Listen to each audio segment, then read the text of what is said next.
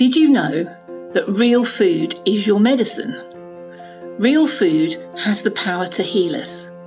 The molecules in our food do much more than provide fuel for our bodies. The molecules in real food instruct each of our cells how and when to do the exact jobs they were designed to do.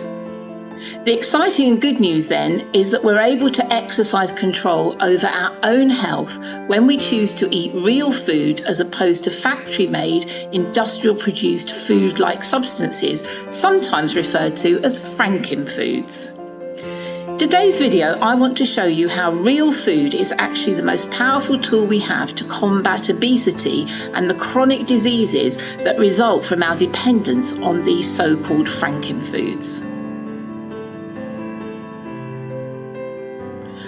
Hi there, I'm Diane from Trilogy Life Coaching, and my vision is to help people create new health and wellness habits so they can create a life that they fully love.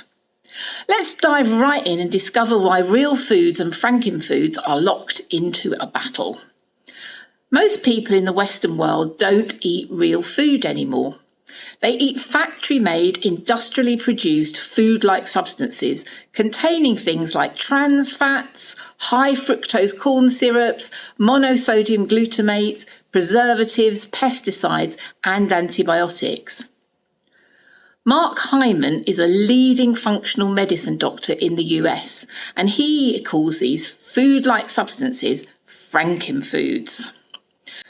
Today's industrial food-like substances have hijacked our taste buds and our brain chemistry, and food giants have taste institutes where they hire craving experts to identify that bliss point of the food, with the sole purpose of turning us all into heavy users of these foods.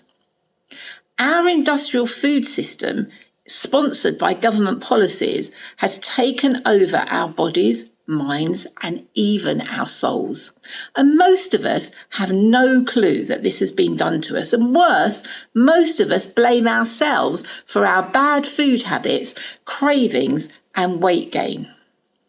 And once we learn to treat our bodies with respect and kindness by choosing real foods as opposed to FRANKENFOODS, we'll start to see some very real benefits. For example, weight loss, radiant health, and an overall sense of well-being. Who wouldn't want those? So how often do you think you recognise that you are in a food coma? Go on, be honest. Being in a food coma from eating junk food and having your brain chemistry hijacked by hyper-addictive foods will prevent you from fully inhabiting your body and your mind. If the food you eat literally makes you feel sick and unfocused, then living life to the full will become very difficult and eventually even impossible as long-term chronic illness sets in. If you want to learn more about how to eat well and improve your health, then check out my playlist here. Real food has the power to give you your life back, and it helps you to fully engage with your purpose. Learning to nourish your body with good, fresh foods will help you to increase your energy, lose weight, reverse chronic long-term illness, and increase your motivation to exercise and lift the brain fog and your mood. The real problem is that the food industry has forced itself uninvited into our homes and encouraged us to eat more FRANKENFOODS, so we no longer cook with real foods. As a result, we have raised at least 2 generations of children who don't know how to cook a meal from scratch using real ingredients. It's time to take back our health, and that revolution needs to begin at home in our own kitchens. Our health is the most basic human right, and it has been taken from us, and we have the power to take it back by choosing real foods and by not allowing the trillion-dollar food industry to flood our kitchens with their FRANKENFOODS anymore. So what do we mean by real food?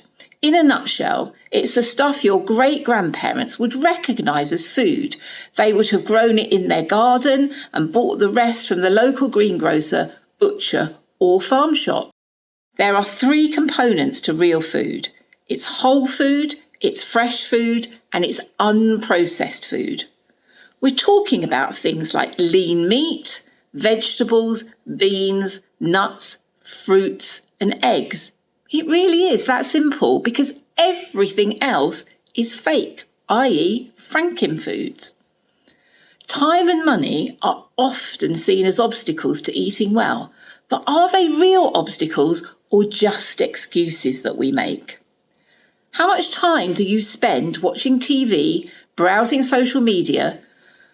For some people, finding the time to plan, shop and cook for their families would require only a fraction of that time. True, it might cost a little more to buy fresh meat, fish and produce than to eat processed junk and fast food, but it also doesn't have to. In fact, many studies have found that eating real food is not particularly more expensive than eating processed food. We won't change our ways unless we really start to value our food and our health. What we don't spend in the shops, we're going to end up paying for on the back end of the pharmacy and in medical treatment rooms, such as the osteopath and chiropractor. It is not a lack of desire to get well that holds people hostage to the food industry and the marketers.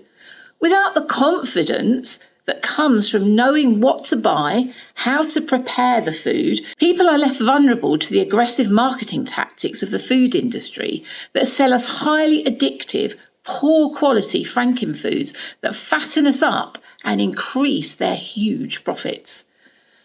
The decline of everyday home cooking doesn't only damage the health of our bodies and our land, but also our families, our communities, and our sense of how our eating connects us to the world. This is a quote from Michael Pollan in his book, Cooked. Cooking should be fun, freeing, and essential to cultivate health and happiness. It becomes a great way to reconnect with your family, your friends, and yourself. And when you know exactly what foods to use, it becomes even easier if you don't have to make a lot of effort.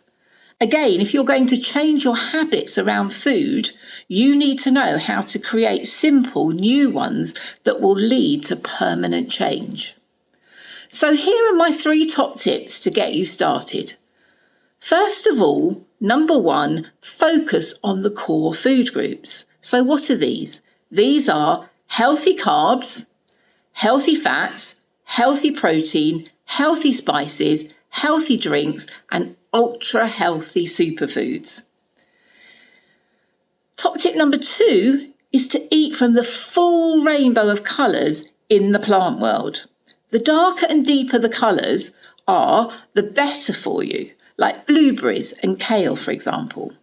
And choose fruits from the low glycemic list. You can Google this, I'll put a link in the show notes for you, and keep other types of fruit for a treat. Tip number 3 is to choose your grains very carefully. Any kind of processed grain like flour has had all of the fibre and nutrients stripped from them. Therefore, they act just like sugar in your body, raising your blood glucose dangerously. So try to eliminate normal bread from your diet and replace it with bread made from flax or spelt, or find some German rye bread. These are readily available in most supermarkets these days. And your aim is to eat a variety of whole grains. Now, keeping your kitchen well stocked with staples saves you time, money and effort. So try to do that. And let yourself and your kids make some mistakes as you experiment. If you're new to cooking or your skills have gotten rusty, don't aim for perfection with your first recipe. Instead, aim for experimenting and practicing. And start with more basic recipes with a few ingredients and then work your way up to something more complex. There's a ton of simple real food recipes out there on the internet, and Google is your friend. But I'll pop some links in the show notes to help you. Your challenge for this week is to find a simple recipe that uses real foods and cook it from scratch one night this week. Leave a comment to let me know which recipe you decided to cook and how you got on. By purchasing real foods and cooking them yourself, you're going to transform yourself, but you're also going to transform the food industry, your family, your community, and your connection to the world, one forkful at a time.